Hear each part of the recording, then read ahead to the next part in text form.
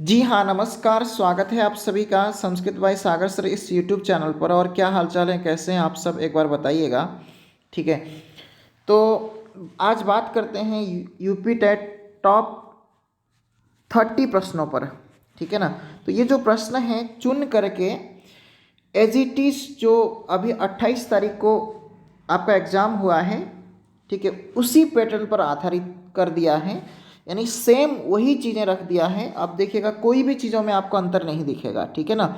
तो देखते हैं आप लोग कितना इस पर कर पाते हैं, क्या मतलब आपको स्कोर कर पाते हैं। एक बार कमेंट करके अपना स्कोर ज़रूर बताइएगा।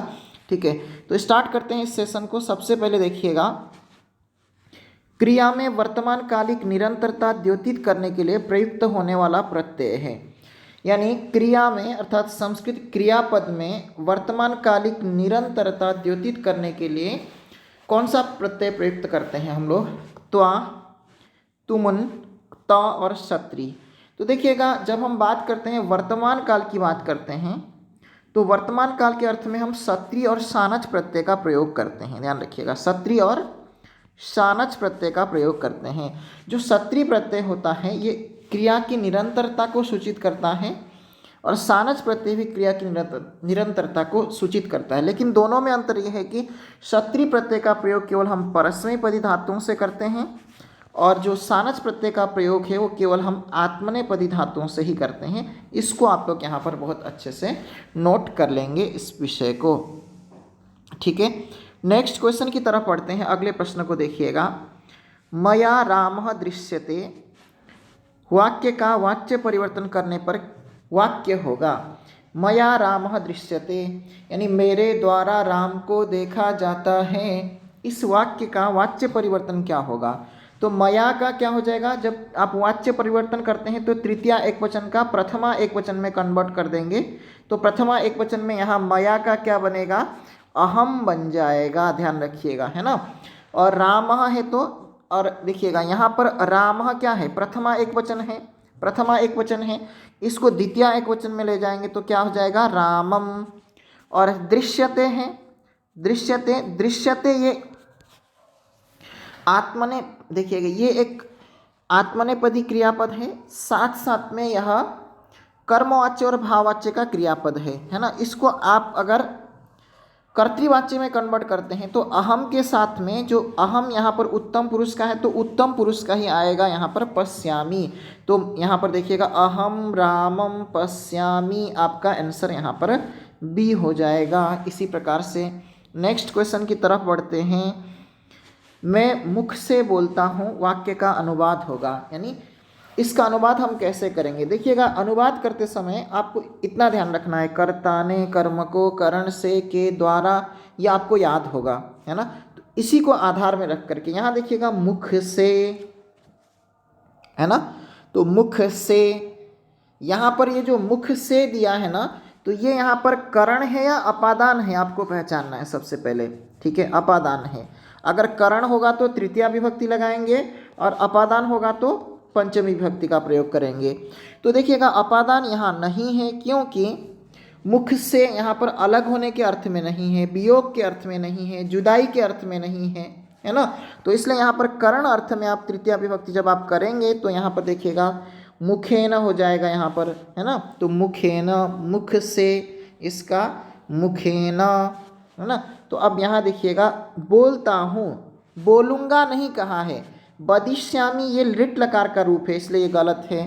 तो इसलिए अहम मुखेन बदामी, यहाँ पर आपका आंसर क्या हो जाएगा? डी इसका राइट आंसर हो जाएगा। नेक्स्ट क्वेश्चन की तरफ बढ़ते हैं। कहा कि संस्कृत काव्य शिक्षण का उद्देश्य है, संस्कृत काव्य पढ़ाने का उद्देश्य है छात्रों को रसानुभूति कराना, छात्रों को रस की अनुभूति कराना, छात्रों को यति लय भाव के अनुसार श्लोक पाठ करने की क्षमता का विकास करना, छात्रों को कविता के उदात्त भावों का विकास करना, और उपर्युक्त सभी। तो यहाँ पर इसका राइट आंसर क्या हो जाएगा? उपर्युक्त सभी, क्योंकि काव्य शिक्षण के उद्देश्यों में सभी उद्देश्यों को समावेश किया जा सकता है। नेक्स्ट सवाल की ओर बढ़ते हैं। देखिएगा, गद्य शिक्षण में किसका विशेष महत्व नहीं है? गद्य शिक्षण में किसका विशेष महत्व नहीं है? देखिएगा, गद्य और पद्य की बात करें तो यहाँ पर देखिएगा, गद्य में किसी प्रकार की छंद की बद्धता नहीं होती है, छंद रहित होता है। छंद रहित काव्य को हम गद्य कहते हैं और छंदोबद्ध काव्य को हम क्या कहते हैं, छंदोबद्ध जो काव्य होता है उसको हम पद्य कहते हैं। तो जो छंदोबद्ध काव्य होता है उसको हम क्या करते हैं, सस्वर युक्त, सस्वर देखिएगा लय युक्त सस्वर वाचन होता है छंद यानी पद्य का, गद्य का नहीं होता है, इसलिए आपका आंसर डी हो जाएगा इसमें भी। गद्य शिक्षण का विशेष देखिएगा, गद्य शिक्षण में अनुकरण वाचन भी होता है, विचार विश्लेषण भी किया जाता है, काठिन्य निवारण भी होता है, लेकिन यहाँ पर सस्वर वाचन, यहाँ पर लय युक्त सस्वर वाचन हम जिस प्रकार से हम कविता में लय युक्त सस्वर वाचन कराते हैं उसी प्रकार से यहाँ नहीं होता है। नेक्स्ट क्वेश्चन को देखिएगा, श्लोक के एक एक पद का अर्थ करते जाना किस प्रणाली का द्योतक है, यानी श्लोक में दिए गए या फिर कोई भी गद्य है उसमें दिए गए कोई भी प्रत्येक पद है उस पद का अर्थ करते जाना यह किस प्रणाली का द्योतक है आपसे पूछ रहा है, तो ये यहाँ पर व्याख्या प्रणाली का हो जाएगा राइट आंसर। देखिएगा तुलना प्रणाली की बात करें तो यहाँ एक दूसरे का तुलना किया जाता है, जैसे कालिदास एवं बाण की अगर हम तुलना करें तो है ना, कालिदास के भावों को और बाण भट्ट के बाण यानी विषयों को अगर हम तुलना करें तो ये तुलना विधि कहलाएगी। समीक्षा का मतलब होता है गुण दोषों का विवेचन करना, गुण और दोष का विवेचन करना समीक्षा हो जाएगा। गीत एवं नाट्य प्रणाली का, तो गीत एवं नाट्य प्रणाली यहाँ पर श्लोक के अंतर्गत नहीं आता है, इसलिए आपका आंसर ए हो जाएगा। नेक्स्ट क्वेश्चन की तरफ बढ़ते हैं। अगले प्रश्न को देखिएगा, नाटक शिक्षण करते समय एक शिक्षक में आवश्यक है नाटकीय तत्वों का ज्ञान बिल्कुल आवश्यक है, जिसमें संधि, ठीक है, पंच संधियाँ, फिर उसके बाद अर्थ प्रकृतियाँ, ठीक है, ये सारी चीज़ नाटकीय तत्व कहलाती हैं, ठीक है। और उसके बाद हम देखते हैं नाटक पाठन की विधियाँ, ये भी आवश्यक हैं, और हाव भाव प्रदर्शन ये भी आवश्यक है नाटक शिक्षण में। तो आपका आंसर क्या हो जाएगा, डी यहाँ पर इसका राइट आंसर हो जाएगा। नेक्स्ट सवाल की ओर बढ़ते हैं। फ्लैश कार्ड शिक्षण अधिगम सामग्री है। फ्लैश कार्ड किस प्रकार का शिक्षण अधिगम सामग्री है, दृश्य, श्रव्य, दृश्य या फिर इनमें से कोई नहीं। देखिएगा दृश्य ये शिक्षण अधिगम सामग्री है। देखिएगा शिक्षण अधिगम सामग्री हम उन्हें कहते हैं जिन साधनों की सहायता से हम अधिगम प्रक्रिया को सुगम, सरल एवं सुव्यवस्थित बनाते हैं। देखिएगा सुगम, सरल, रोचक एवं सुव्यवस्थित बनाने का काम हम इससे करते हैं शिक्षण अधिगम सामग्रियों से। ये इसके हम कई प्रकार से इसका विभाजन कर सकते हैं। एक तो परंपरागत शिक्षण सामग्रियां होती हैं, दूसरा दृश्य, श्रव्य और श्रव्य केवल। इस प्रकार से यहाँ पर ये जो फ्लैश कार्ड है ना, ये दृश्य के अंतर्गत आता है। दृश्य श्रव्य के अंतर्गत दूरदर्शन को रखते हैं। दूरदर्शन का मतलब होता है बेटा टीवी होता है, ध्यान रखिएगा, ठीक है। श्रव्य के अंतर्गत रेडियो आता है और ग्रामोफोन आता है ना, तो ठीक। और दृश्य के अंतर्गत फ्लैश कार्ड, चित्र, प्रतिमाएं, ठीक है, तो इनको हम किस में रखते हैं, दृश्य के अंतर्गत रखते हैं, इसलिए आपका आंसर सी हो जाएगा। नेक्स्ट देखिएगा, सालमली वृक्ष का वर्णन किस ग्रंथ में प्राप्त होता है। सालमली वृक्ष का वर्णन की बात करें तो यहाँ पर रघुवंशम, किरातार्जुनीयम, शिवराज विजयम और कादम्बरी यहाँ पर आपके ऑप्शंस हैं। तो सालमली वृक्ष का वर्णन यहाँ पर कादम्बरी बाणभट्ट की रचना है।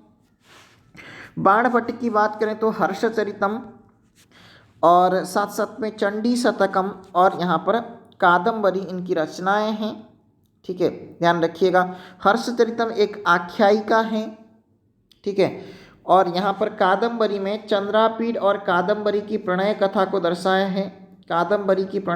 दर्शाया है, ध्यान रखिएगा। और देखिएगा यहाँ पर एक विषय वस्तु आता है कि स्टार्टिंग शूद्रक वर्णन से यहाँ पर विषय वस्तु का आरंभ होता है, शूद्रक वर्णन से। और जैसे ही मतलब शूद्रक के सभा में एक चांडाल कन्या जो है एक शुक को लेकर के आती है। शुक अपने वृत्तांत को बतलाता है, अपने जन्म वृत्तांत को बताता है, ठीक है, जन्म वृत्तांत को बताता है। तो इस जन्म वृत्तांत को बताते समय ठीक है। तो ये सालमली वृक्ष का वर्णन करता है, पंपा सरोवर का वर्णन करता है, पंपा सरोवर का वर्णन करता है, ठीक है। सबर सैन्य का वर्णन करता है, सबर सैन्य का वर्णन करता है, जाबाली आश्रम का वर्णन करता है, हारित का वर्णन करता है। तो ये सारा चीज़, ये अगर आपसे पूछता है पंपा सरोवर, चांडाल कन्या और शुक वर्णन और सबर सैन्य वर्णन और जाबाली मुनि वर्णन और हारित मुनि वर्णन अगर आपसे पूछता है तो यहाँ पर कादम्बरी इसका राइट आंसर हो जाएगा। नेक्स्ट सवाल की ओर आते हैं। पुत्र प्राप्ति की कामना से राजा दिलीप ने किस ऋषि के आश्रम में गो सेवा की है? तो ये यहाँ पर कहानी रघुवंशम की है। रघुवंशम में कितने सर्ग हैं? 19 सर्ग हैं। ये लघुत्रयी के अंतर्गत रखा जाता है। कौन से? लघुत्रयी के अंतर्गत रखा जाता है, ध्यान रखिएगा इस चीज को। तो यहाँ पर देखिएगा वशिष्ठ जो है, वशिष्ठ के आश्रम में इन्होंने, ठीक है, वहाँ पर नंदिनी की पुत्री, ठीक है, कामधेनु की पुत्री नंदिनी की सेवा की है, ठीक है, नंदिनी की सेवा की है जो कि कामधेनु की पुत्री है। अगर आपसे पूछता है कितने दिन सेवा की है तो 21 दिन सेवा की है। 21 दिन के सेवा से प्रसन्न होकर के पुत्र प्राप्ति की आशीर्वाद दे करके वो अंतर्धान हो जाती हैं। नेक्स्ट, संस्कृत में प्रसिद्ध महाकाव्यकार माघ की कृति का नाम क्या है? माघ ने शिशुपाल वध नामक महाकाव्य को लिखा है।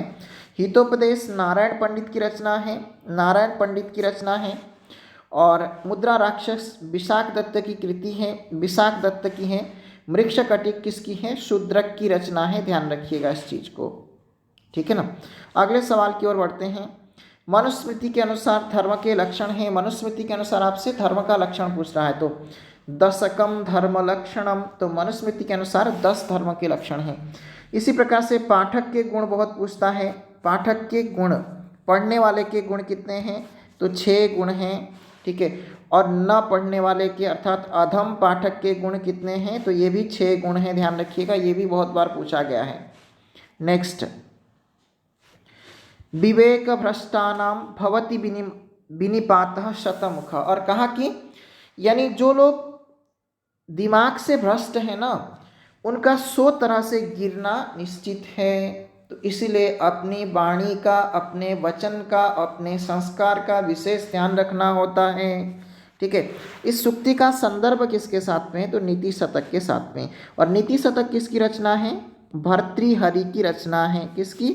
भर्तृहरि की रचना है। भर्तृहरि की 3 शतकें हैं, नीति शतक, वैराग्य शतक और श्रृंगार शतक। तुम लोगों ने श्रृंगार शतक तो ऑलरेडी पढ़ लिया होगा, लेकिन नीति शतक नहीं पढ़ोगे नालायकों, ठीक है। तो एक बार पढ़ जरूर लेना, ठीक। नेक्स्ट, अर्जुन के अस्त्र का नाम क्या है? पांचजन्य। पांचजन्य जो है भगवान जो श्री कृष्ण हैं, श्री कृष्ण के यानी शंख का नाम है बेटा, ध्यान रखिएगा। गांडीव जो है अर्जुन के अस्त्र का नाम है, अर्जुन के जो धनुष है उसका नाम है। और शिव जी के जो धनुष है उसका नाम क्या है? शिव जी के द्वारा जो अस्त्र दिया है मतलब अर्जुन को, उस अस्त्र का नाम है पाशुपत। और पुष्पधन्व हम कामदेव को कहते हैं, ध्यान रखिएगा। आपका आंसर यहाँ पर बी हो जाएगा, राइट। नेक्स्ट सवाल, मातामह शब्द का अभिप्राय है। मातामह शब्द का अर्थ क्या होगा? देखिएगा, मातामही अगर आपसे कहता है तो मातामही किसको बोलते हो? नानी को कहते हो। और मातामही के पति को क्या कहेंगे? नाना कहेंगे। चाची को पितृव्या कहा जाता है, ध्यान रखिएगा, ठीक है। चाचा को पितृव्यः कहा जाएगा, ठीक है। ताऊ को भी यहाँ पर, चाचा ताऊ को हम पितृव्यः कहते हैं, दोनों को, ठीक है ना, पितृव्यः। और अगर ताऊ को हम मातृव्यः कह सकते हैं, ठीक है, मातृव्यः। नेक्स्ट क्वेश्चन की तरफ बढ़ते हैं, अगले सवाल की ओर। 16वें प्रश्न की ओर आइएगा। आश्रमे बट अश्वत्थ, आश्रम में बट, देखिएगा बट यानी, ठीक है, बट वृक्ष, और अश्वत्थ का मतलब होता है अश्वत्थ का वृक्ष, निम्ब का मतलब नीम का वृक्ष, अशोक का मतलब होता है अशोक वृक्ष, आम्र का मतलब होता है आम का वृक्ष, आमलक का मतलब होता है आंवले का वृक्ष। फिर से एक बार देखिएगा, बट, अश्वत्थ, निम्ब, अशोक, आम्र, अमलक, 1 2 3 4 5 6 वृक्षाः आसन्। वाक्य में उल्लेखित वृक्षों की संख्या है, तो वाक्य में दिए गए वृक्षों की संख्या कितनी है, तो 6 यहाँ पर वृक्षों की संख्या है, ध्यान रखिएगा। सी इसका राइट आंसर हो जाएगा। नेक्स्ट सवाल की ओर आते हैं। धातुओं को कितने गणों में विभक्त किया गया है? धातु को कितने गणों में विभक्त किया है? तो 10 गणों में विभक्त हुआ है, ठीक है ना। तो लकार कितने हैं? तो लकार भी 10 हैं, ठीक है, ध्यान रखिएगा। लेट लकार का प्रयोग केवल वेद में ही होता है, ठीक। नेक्स्ट सवाल की ओर बढ़ते हैं। चतुस्त्रिंशत संख्या है, यानी ये जो चतुस्त्रिंशत संख्या है किसका बोधक है? ध्यान रखिएगा। चतुः का मतलब होता है 4, त्रिंशत का मतलब होता है 30, तो इस प्रकार से 34 का बोधक है। नेक्स्ट सवाल की ओर बढ़ते हैं।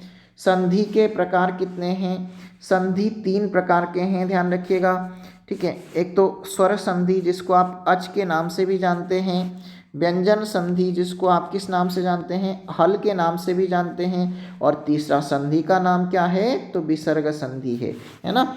तो 3 प्रकार के संधियां हैं, ध्यान रखिएगा। नेक्स्ट सवाल। उपेंद्र पद का संधि विच्छेद होगा उपधन इंद्र, है ना। तो इसका मतलब यहाँ पर गुण संधि, और गुण संधि करने वाला सूत्र कौन सा है, तो आद गुण यहाँ पर इसका सूत्र हो जाएगा। तो इसलिए आपका आंसर यहाँ पर बी हो जाएगा, राइट। नेक्स्ट क्वेश्चन की ओर बढ़ते हैं। शकार के योग होने पर क्या परिवर्तन होता है? देखिएगा, यदि सकार तवर्ग का, यदि तालव्य शकार और चवर्ग के साथ में योग होता है तो यहाँ पर हम इसका परिवर्तन इसमें ही करते हैं, है ना। तो इसलिए आपका आंसर क्या हो जाएगा, सकार का सकार में परिवर्तन हो जाता है। नेक्स्ट देखिएगा, अगले सवाल पर बढ़ते हैं। 22वें प्रश्न को देखिएगा। भूतपूर्व समस्त पद में समास होगा। भूतपूर्व इस समस्त पद में समास क्या होगा आपसे पूछ रहा है, तो यहाँ पर केवल समास हो जाएगा। इसी प्रकार से वागार्थाविव, ध्यान रखिएगा, वागार्थाविव और भूतपूर्व ये दोनों पद बहुत फेमस हैं, बहुत फेमस हैं, बहुत, ठीक है। तो इसको विशेष ध्यान रखिएगा, ठीक है। यहाँ से एक सवाल जरूर पूछता है। अगले सवाल की ओर आते हैं। छात्राय ज्ञानम ददाति, छात्राय ज्ञानम ददाति यानी छात्र के लिए ज्ञान देता है। वाक्य में छात्राय पद में कारक कौन सी है आपसे पूछ रहा है, इसमें कारक क्या है आपसे पूछ रहा है, तो यहाँ पर संप्रदान कारक है, ध्यान रखिएगा। कौन सा कारक है, संप्रदान, ठीक है। यानी देने के अर्थ में संप्रदान होता है। कर्मणा यमभिप्रैति सह संप्रदानम, है ना। तो आपको पता है ये सारी चीज़ें। तो संप्रदान में कौन सी विभक्ति होती है, चतुर्थी विभक्ति का प्रयोग करते हैं, ठीक है। तो इसलिए सी इसका राइट आंसर हो जाएगा। नेक्स्ट क्वेश्चन को देखिएगा। कहा कि प्रातिपदिकार्थ में कौन सी विभक्ति होती है। प्रातिपदिकार्थ देखिएगा, चाहे आपसे प्रातिपदिकार्थ पूछे, ठीक है, प्रातिपदिकार्थ पूछे, चाहे आपसे लिंग पूछे, चाहे आपसे वचन पूछे, चाहे आपसे चौथा परिणाम पूछे, है ना, परिमाण पूछे, तो ध्यान रखिएगा इन सभी में प्रथमा विभक्ति होती है। तो इसलिए आपका आंसर क्या हो जाएगा, यहाँ पर प्रथमा राइट आंसर हो जाएगा, ध्यान रखिएगा। इसके अतिरिक्त संबोधन में भी प्रथमा विभक्ति होती है। नेक्स्ट सवाल की ओर आइएगा। अभ्यासेन ज्ञानम दृढ़म भवति, इसलिए ध्यान रखिएगा अभ्यास के द्वारा ज्ञान दृढ़ होता है। बार बार पढ़ोगे तो बहुत अच्छे से विषय वस्तु दृढ़ होगा, यानी हमेशा के लिए स्थिर होगा। इसलिए आपसे बार बार पढ़ाने का काम किया जाता है और बार बार आपको पढ़ना है, ठीक है ना, ध्यान रखिएगा इस चीज़ को। अभ्यासेन यानी अभ्यास के द्वारा ज्ञान दृढ़ होता है। तो यहाँ पर अभ्यासेन, यहाँ पर जो रेखांकित पद है तो इसमें देखिएगा अभ्यासेन, अभ्यास के द्वारा, है ना। तो यहाँ पर तृतीया विभक्ति है। अभ्यासेन ज्ञानेन बलेन पठेन, है ना, पठनेन हसनेन गमनेन श्रवणेन, ठीक है। तो ये सारा चीज़ कहीं पर भी आपको देखिएगा न जुड़ता हुआ दिखाई पड़े, यानी अभ्यासेन ज्ञानेन, बलेन, ये सब तृतीया विभक्त्यंत का पद होगा लास्ट में, ठीक है, ध्यान रखिएगा। मूल शब्द के बाद अगर न दिखाई पड़ रहा है, उससे पहले यदि, ठीक है, उससे पहले यदि देखिएगा न से पहले मात्रा हो, एक मात्रा, अभ्यासेन, ज्ञानेन, बलेन, से, है ना, वृक्षेण, रामेण, फलेन, ये सब क्या हैं, तृतीया विभक्ति के पद हैं, ठीक। तो 20 का राइट आंसर हो जाएगा। नेक्स्ट देखिएगा, प्रतिकूलम उपगते ही विधौ में अलंकार है। कहा कि प्रतिकूलम उपगते ही विधौ में अलंकार है। अलंकार की बात करें तो शब्दालंकार और अर्थालंकार के रूप में हम दो प्रकार से, ठीक है, अलंकारों को विभक्त करते हैं, ठीक है। यमक की बात करें, ठीक है, इसी प्रकार से यहाँ पर अनुप्रास की बात करें तो ये दोनों बहुत प्रसिद्ध शब्दालंकार है। और ठीक है, श्लेष को भी हम शब्दालंकार के रूप में रखते हैं कई बार। और यहाँ पर देखिएगा उपमा, रूपक, उत्प्रेक्षा, उपमा, रूपक, उत्प्रेक्षा, ध्यान रखिएगा, रूपक, उत्प्रेक्षा इत्यादि अर्थालंकार है। लेकिन यहाँ देखिएगा प्रतिकूलम उपगते ही विधौ, कहा कि विधि के प्रतिकूल जाने पर, देखिएगा ध्यान से, विधि, यहाँ ये जो विधौ पद है ना, इस विधौ पद में विधि का दो अर्थ निकलता है, चंद्रमा और दूसरा है भाग्य, ध्यान रखिएगा, भाग्य, एक विधि और दूसरा है विधु, ध्यान रखिएगा। विधु का मतलब चंद्रमा, विधि का मतलब भाग्य, ध्यान रखिएगा। तो विधु शब्द का भी सप्तमी एक वचन में विधौ बनेगा और विधि शब्द का भी सप्तमी एक वचन में विधौ ही बनेगा, ठीक है। ये वर्ण श्लेष का उदाहरण है, ध्यान रखिएगा। अब कहा कि चंद्रमा के प्रतिकूल जाने पर अंधकार छा जाता है, उसी प्रकार से भाग्य के प्रतिकूल रहने पर, यानी भाग्य जो है तुमको धोखा दे दे, ठीक है, लड़की की तरह, गर्लफ्रेंड की तरह अगर भाग्य तुमको धोखा दे गई तो तुम कुछ नहीं कर पाओगे। इसलिए कहा कि इस विधौ पद के कारण से यहाँ दो अर्थ निकल रहे हैं, ठीक है ना। तो ऐसे में, ठीक है, तो जहाँ पर शब्द एक हो और उसके साथ में अर्थ दो चिपके हुए हों, तो ऐसे में आपको श्लेष अलंकार समझेंगे, ठीक है। शब्द एक हो लेकिन उसके साथ में अर्थ चिपके हुए हों तो उसको श्लेष कहा जाएगा। नेक्स्ट सवाल की ओर बढ़ते हैं। एतस्मै पद में विभक्ति व वचन है। आपको पहले भी बताया था कि स्मयी, जहाँ पर भी स्मयी दिखाई पड़े वहाँ चतुर्थी एक वचन हो जाएगा। तो यहाँ पर आपका आंसर क्या हो जाएगा, चतुर्थी एक वचन। ये ट्रिक भी समझ लो इसको। 28वें प्रश्न की ओर आते हैं। अकथितम च सूत्र के अंतर्गत कितनी द्विकर्मक धातुएं पूछी गई। बहुत इंपॉर्टेंट सवाल है, ठीक है, ठीक है। तो यहाँ पर 16 द्विकर्मक धातुओं की परिगणना की है, ठीक है। दुह, याच, पच, दंड, रुधि, प्रच्छी, ची, ब्रू, शास इत्यादि धातुएं हैं। इसको ध्यान रखिएगा, ये बहुत महत्वपूर्ण सवाल है, इनको देखिएगा जरूर, लिखवाया भी है आपको। संप्रति वायु प्रदूषण से दूरीकरणाय नगरे उद्यानम आवश्यकम, यानी अभी वायु प्रदूषण को हटाने के लिए यानी उद्यान आवश्यक है, यानी बगीचा आवश्यक है। तो वाक्य में अव्यय पद कौन सा है, तो यहाँ पर संप्रति क्या है, ये अव्यय है, ठीक है। तो डी आपका आंसर सही हो जाएगा। देही, दा धातु का रूप होता है लट लकार प्रथम पुरुष एक वचन में, तो यहाँ पर बनता है ददाती बनता है। और लंग लकार प्रथम पुरुष एक वचन में अददात बनेगा, अददात बनेगा। यहाँ पर लोट लकार मध्यम पुरुष एक वचन में, यहाँ पर बनेगा देही। लिट लकार उत्तम पुरुष एक वचन में बनेगा दास्यामी, दास्यामी बनेगा। ध्यान रखिएगा इस चीज़ को। तो इसलिए आपका आंसर क्या हो जाएगा, लोट लकार मध्यम पुरुष एक वचन यहाँ पर सही हो जाएगा आपका आंसर, ठीक है। तो अब एक चीज़ ध्यान रखो हमेशा बेटा, कहीं पर भी कंफ्यूज नहीं होना है। कहीं पर भी देही, एही, जही, ऐसे कहीं पर भी, और इसी जानाही, जानाही, अगर कहीं पर भी ही दिखाई पड़े तो लोट लकार मध्यम पुरुष एक वचन का ही रूप होगा। ध्यान रखिएगा इस चीज़, ये आपके लिए ही वाला ट्रिक है, ठीक है।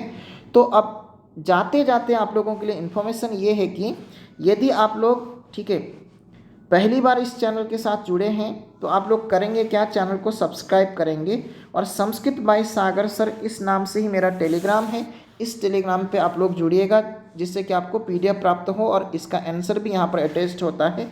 ये देखिएगा यहाँ पर बहुत अच्छे से दिया हुआ है। और कोई बात और आप लोग स्कोर बता दीजिएगा अपना, अगर किसी प्रकार की कोई समस्या अगर आप लोगों को आ रही हो तो उसको ज़रूर बताइएगा।